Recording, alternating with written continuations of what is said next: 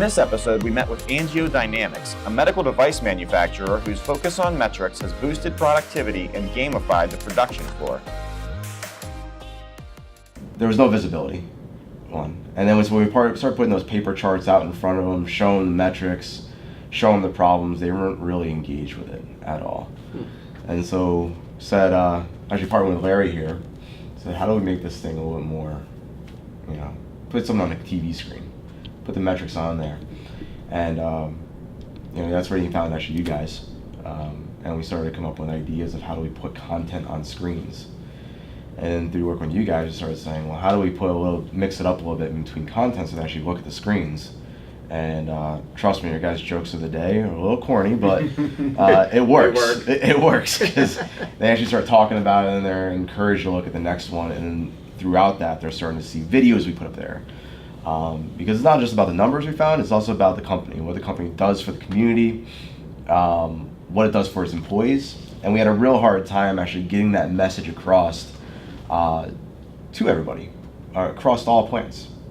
And so we started sharing those stories on the TV screens.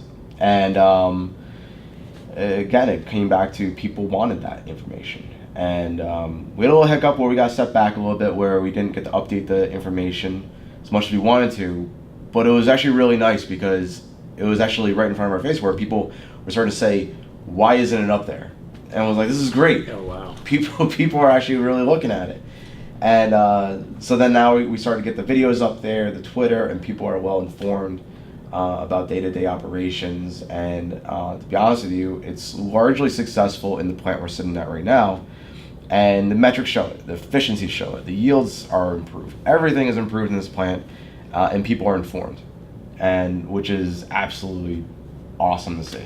Lucas is a operator. He came from the military background, and very process oriented. So this seemed like the perfect task for him to jump in and start streamlining how to get information in front of employees. And it was really interesting how he documents his progress. Starts off with a very static option, and we've talked about that, and we do that on our own too. Start off with something a little bit more static just to see if the process you put in place is resonating at all. And then they made the quick jump over into digital, which was smart to get the cadence going. Yep. Yeah, I like this business impact workshop for a variety of reasons. One in particular, this is very focused on digital signage, right? Probably one of the most focused business impact workshops on how to leverage Command Center HD to get an impact on your floor or in a production environment. And Lucas did a really great job illustrating the beginning phases of that, which, to your point, it starts in paper and then quickly moved to digital because he had the attention of the audience. Now he had to figure out how to not only keep it, but make sure that that information was relevant. Right. Now, how do you make the jump, though, from paper to Think TV? Because were the TVs already up? No. So how do you go like, hey, I got an idea. This sheet of paper should be on a big TV. So we have a lot of technology within the company that we as supervisors, managers, or leaders, we actually have reports that we use that are automated. And we automatically refresh them and use them. And we have reports that show color content. So it shows like red if it's bad, yellow if it's in the middle, and green if it's good. And we're like, well, how will we put this right in front of the employees? And we started doing that. And one of the biggest questions I have on the floor is, why am I on overtime? Well, you have a very large schedule. So we put that right in front of them. And in real time, they start seeing that schedule decrease. And then we're going down to 0. And they quickly learn that once it gets to 0, they get to go home. So they're like, this is great. So it's all in their control. And they started watching it, and it started decreasing, and then they get to go home early on Fridays. And that was the start of it. It's just putting the information, the metrics in front of them, but in more of a real-time manner. And also, I don't really have great handwriting, so I'm trying to write on the board. People don't read it that well. So they started seeing that information on the screens. They got a benefit. And then it just grew from there, again, into how do we put more up there. And now, as we just talked about before, is now corporate really wants to get a hold of this technology and use it across all sites.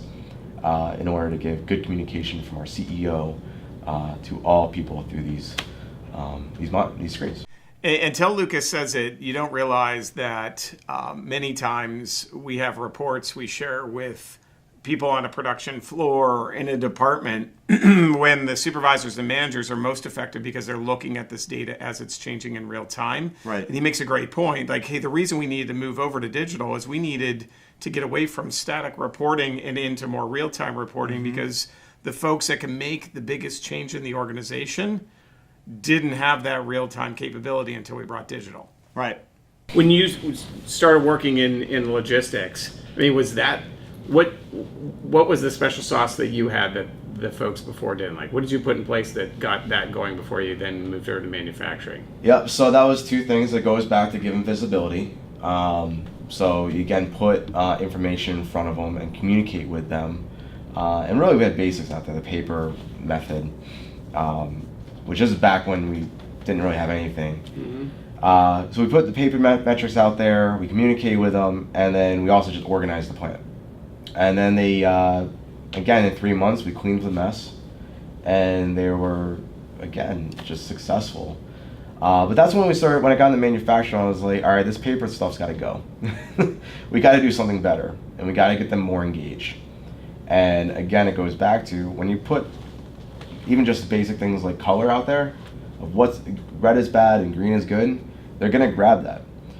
What's really nice also about these TV screens is that we ended up catering it to each production line. So then we actually had a lot more competition between those lines. So one line would sit there and say, well, why are they green and we're red? And we'd say, well, it'd start to spark the conversation about how they got there, and then they would get there. And then it actually got to the point of they're 105% and we're 110%. We're like, great, you guys can do 110%. We'll do like a pizza party or something. So it actually drove competition between line leads out on the production floor. Wow. Which was really cool especially from a manager standpoint. I'm like, I gotta have good metrics. So they ended up driving that themselves just based by technology. When I first heard this story around building the healthy competition between the production lines, that was one of the coolest digital signage benefits that I had heard in quite some time. I think it's the main reason why we wanted to meet with Angiodynamics. Yep. Right. It's one thing to have great clarity and communication. It's another thing to see the impact on your business, specifically in productivity, and they've done a great job at it. Absolutely. Now, what did you learn from them on the floor that maybe you didn't think of previously? I'm thinking report-wise or a number or, a lot of our customers run productivity lines, and I'm just curious, was there a certain metric that you weren't thinking about that they brought up that you're like, oh, that's interesting? So what I saw when I first went live with this is we just did a overall metric for the entire plant. And they started seeing that, and I was like, well, what do you guys think? And they started saying, well, it's too broad. We don't really know how we're doing. That's just, the guys over on the other side of the wall I don't talk to might be doing really well, and which may be masking my problem. And so, yes, absolutely. So that's where we broke the TVs down and actually catered to each line. Oh, wow. That was what so they really drove that conversation. They did recommend better jokes. I'll go back to that every time. I think what was neat in the way he explained it was the broad metrics created curiosity in the workforce enough where they realized that, hey, that particular information I can't really have an impact on, but I want to have an impact on these numbers, or I want to have a bigger play in the organization. So we have to narrow down the information that's provided to each line so that the individuals running those lines could have an impact. And I thought that was amazing. Yeah, absolutely. And we know they aren't really big fans of the jokes, but they definitely talk about them a lot. So Exactly. I have another plant down the road here that constantly says, how is our product used on patients? And so we actually started to put and this is within oncology, and it actually goes in and actually treats patients with cancer as tumors. So we put a video up there of actually how it helps patients and what their device actually does, and it motivates them just to work faster because they know if we're behind in schedule, that's affecting a person. Oh, wow. And so that actually touched their lives, and that's where our director of communication wants to start putting patient stories on the TVs, because what they actually do in the plant, they might be, doing something with a tube. It might be look really minuscule, but at the end of the day, it's actually going into a person's body and helping that individual. And again, that's why we want to put those stories in front of folks, because they start seeing that and they actually go faster and more motivated. And it goes back to they want to be here, they don't need to be here. So it's really nice. Another part is a lot of our employees actually have some of not a lot of them, but some of our employees have devices that we make in them.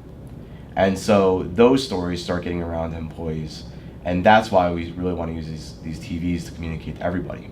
Wow. How cool would it be, and this is my vision going forward, in our corporate office, have one of our employees on our TV screen talking about one of the devices that they manufactured. That's awesome. That's cool stuff. That is very cool. So, so that's kind of the story of the TVs. Really good side story, and I think that this applies to more than just them, although, obviously the way that your product impacts the human element from, it saves lives. That's a very impactful story and definitely a motivator for the folks within that organization. But that kind of a model can apply anywhere. Anyone that creates a product, being able to see how it impacts other people's lives, how it impacts their customers' lives is tremendously valuable. Without a doubt. I think what's neat about successful companies is they have a bigger why beyond their product. And they figure out a way, especially it seems like the folks that we interview, they figured out a way to really show that human side of their business and their employees.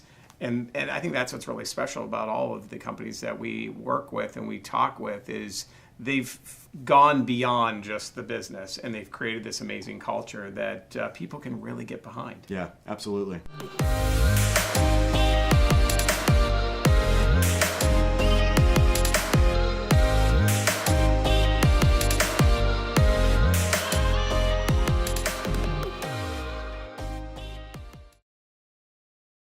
Cool. I like it. Make me famous. Yeah.